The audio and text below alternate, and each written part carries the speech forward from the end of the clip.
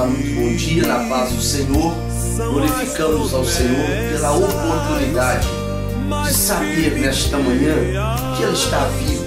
O nosso Senhor, Ele está vivo. Quando eu olho para o livro que escreve João, o evangelista, no capítulo 20, no primeiro dia da semana, Maria Madalena foi ao sepulcro de madrugada, sendo ainda escuro, e viu que a pedra estava revolvida.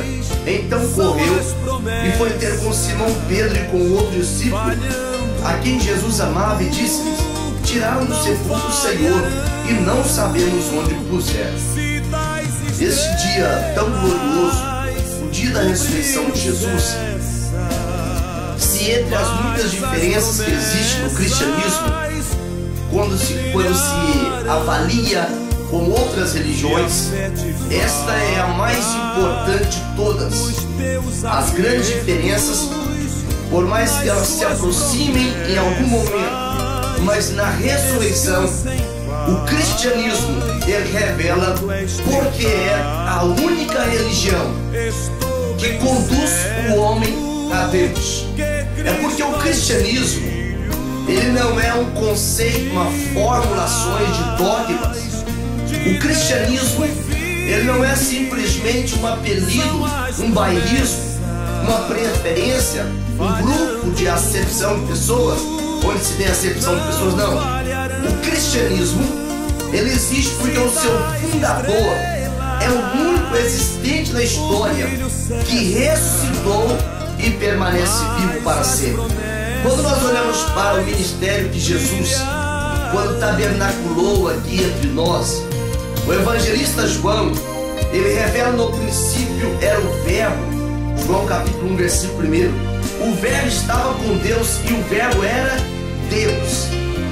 Não existe aqui um artigo indefinido, Deus, não. A expressão diz: no princípio era o Verbo estava com Deus e o Verbo era Deus. E os próprios discípulos disseram testemunhadamente, dizendo que nós vimos a sua glória, capítulo 1, versículo 14 do Evangelho de João, como a glória do unigênito do Pai. E nessas expressões que Jesus usou durante o seu ministério aqui, aproximadamente 3 anos e meio de ministério, em ficha corrida, falamos assim, o Senhor, ele emplacou os princípios elevados do reino de Deus. Quando nós olhamos para o Evangelho, quando olhamos para os Evangelhos, olhando para o cristianismo, nós percebemos que o Senhor, ele revolucionou os conceitos ideológicos, ele revolucionou os conceitos bailistas, ele revolucionou os conceitos sociais, ele revolucionou os conceitos da religião, porque ele trouxe para a vida prática, ele trouxe para a vida diária aquilo que talvez estava inacessíveis à maioria dos mortais. O Senhor fez ser tão compreendido no relacionamento que Deus estava propondo, que algumas pessoas não tinham argumento mais propício a dizer, diziam assim: olha, ele fala como quem tem autoridade. Era o limite da compreensão humana.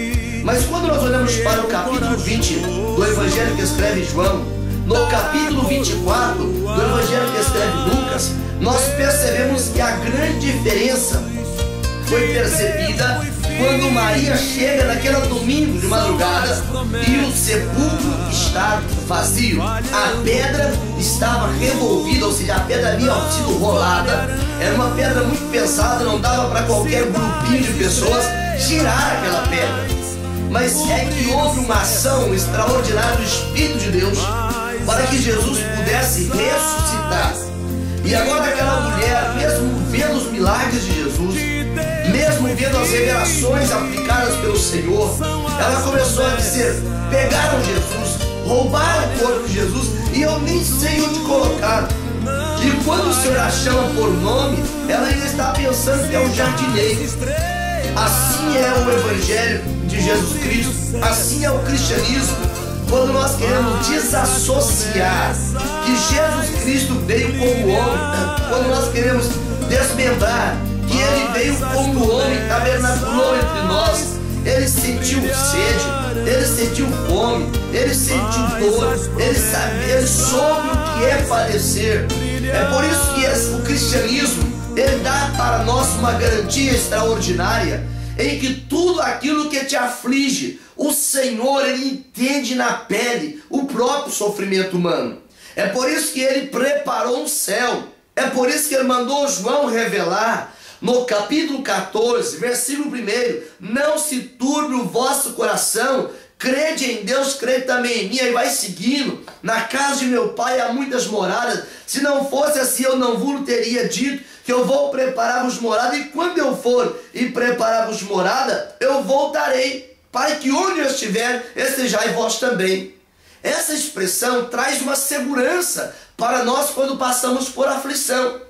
Se não conseguimos talvez viabilizarmos o conceito do cristianismo, mas se nós lembrarmos a pedra está removida, Jesus ressuscitou, isso já é uma garantia.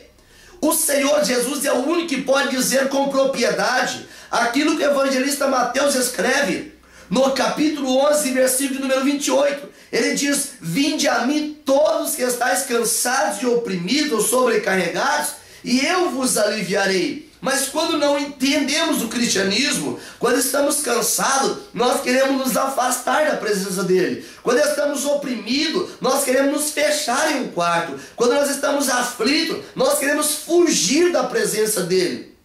Mas aquela mulher, ela teve o prazer de ver, ouvir Jesus chamando ela por nome. Mas quando eu olho para o capítulo 20 do Evangelho de João, eu vejo que Tomé, no primeiro momento, ele teve a infelicidade de ter faltado ao culto. Quantas vezes alguém no momento do desânimo, no momento da tristeza, no momento do cansaço, do enfado, diz: hoje eu não vou à casa do Senhor, hoje eu preciso de fato descansar, hoje eu preciso repor as minhas energias, eu estou desanimado. Tomé, ele faltou no culto. E quando alguém diz: Tomé, Jesus esteve aqui, foi maravilhoso, foi glorioso, a presença dele é real, ele ressuscitou. Tomé diz: eu não acredito, só se eu tocar no buraco dos cravos, nas fendas dos cravos. E 8 dias depois, por misericórdia ainda, o Senhor visita os irmãos uma vez mais, e Tomé estava no culto. Por isso, nesta manhã, que eu compartilho consigo este devocional, não é justificativa o cansaço, o enfado, o desânimo para se afastar da casa do Senhor. Não, é o momento em que o cristianismo fala mais forte. É o momento em que nós nos atrelamos a um só corpo. É o momento que nós fazemos uma só unidade. É o momento que unimos em um só propósito: celebrar aquele que ressuscitou. Por isso, quando ele usou a expressão para o Pai está consumado, estava garantindo para nós a segurança de que ele levaria os nossos fardos, de que ele nos faria vencer as adversidades, de que tudo que ele prometeu, ele é fiel para cumprir. A primeira garantia, talvez uma das mais extraordinárias, é que o sepulcro está vazio. Se você for lá em Israel, nesse dia de hoje, vai perceber que o sepulcro de Jesus está vazio. A pedra foi removida e ele nasce nos corações a cada segundo, a cada instante. É por isso que nesta manhã, dê lugar a esta convicção de fé. Eu não posso me afastar da casa do Senhor, eu não posso me afastar do Senhor, porque ele ressuscitou e um dia voltará como ele prometeu, para nos levar para um lugar de delícias, um lugar de descanso, um lugar onde o choro não entra, o ladrão não mina, a traça não corrói, o lugar que ele preparou para aqueles que o amam. E no capítulo 17 de João, ele revela: Pai, onde eu estou, eu quero que eles estejam também.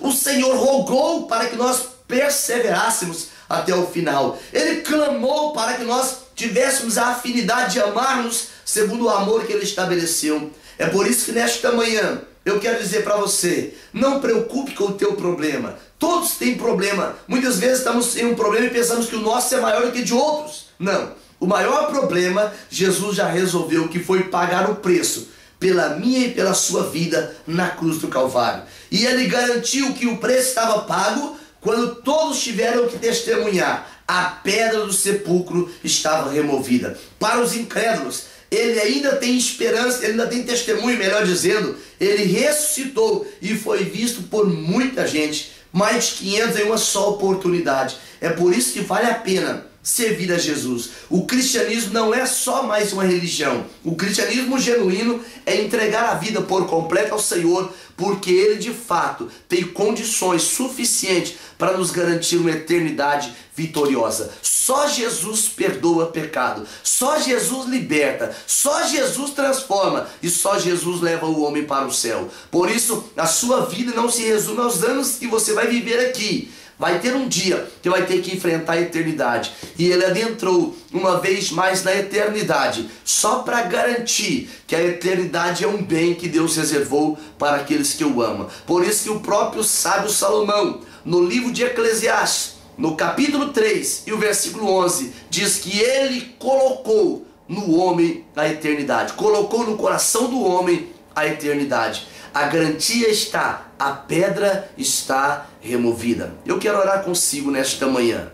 Deus santo e maravilhoso, eu te louvo, Pai, porque a garantia do cristianismo é tão extraordinária, porque o próprio fundador, o próprio arquiteto, o arregimentador, ele está vivo pelos séculos dos séculos. É por isso que nesta manhã especial, quando nós compartilhamos que só o Senhor é a solução para o Brasil, só o Senhor é a solução para Portugal, só o Senhor é a solução para a Europa, só o Senhor é a solução para o mundo, é porque temos razões de sobra para acreditar com provas e evidências na Tua palavra e na nossa vida diária de que o Senhor ressuscitou. Por isso eu te peço, estabeleça este conceito na vida do Teu Filho, para que ele não venha sucumbir em meio às lutas. É o que eu te peço, Pai, em nome de Jesus. Que Deus te abençoe e te guarde e venha para a presença do Senhor Jesus. A segurança, a alegria, a paz, a gozo e a seguridade também para o espanhol. Nós louvamos a Deus em nome de Jesus.